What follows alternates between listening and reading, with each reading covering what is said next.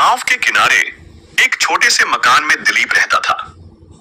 लोग उसे अजीब कहते थे क्योंकि वह अक्सर कमरे में खुद को बंद करके घंटों बैठा रहता था, किसी काली साधना में लीन। उसकी आंखें लाल रहती थीं और उसकी बातें तंत्र मंत्र के इर्द गिर्द घूमती थीं। उसकी मां बेचारी इन सब से अनजान अपने बेटे के लिए चिंतित रहती थी। दिलीप को एक अंधविश्वास ने जकड़ लिया था। उसे लगा था कि अगर वह अपनी ही मां का बलिदान देगा तो उसे असाधारण शक्तियां मिल जाएंगी। उसे यकीन था कि यह क्रूर कर्म उसे अमरत्व और तांत्रिक सिद्धियां दिलाएगा। फिर वह भयानक रात आई। एक कुल्हाड़ी की धार ने दिलीप की मां के जीवन को समाप्त कर दिया। चीखने का मौका भी नहीं मिला और बांधे से अलग हो गया। जो दृश्य उसके बाद हुआ वह इंसानियत के दायरे से बाहर था।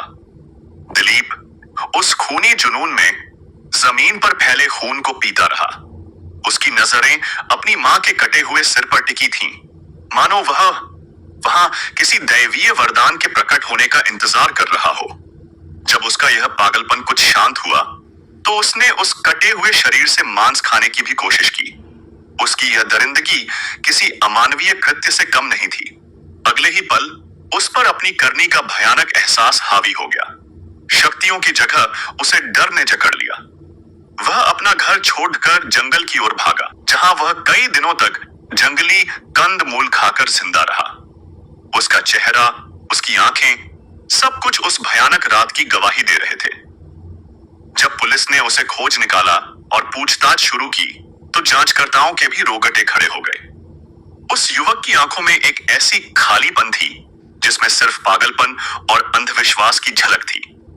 यह घटना एक दर्दनाक सच को सामने लाती है कि कैसे अंधविश्वास एक बेटे को हत्यारा बना सकता है और कैसे तंत्र मंत्र की तलाश रिश्तों के खून से सनी एक भयानक कहानी रच सकती है। यह सच्ची घटना छत्तीसगढ़ के कोरबा की है। ऐसी ही और खबरों के लिए कृपया हमारे चैनल को सब्सक्राइब करें। धन्यवाद।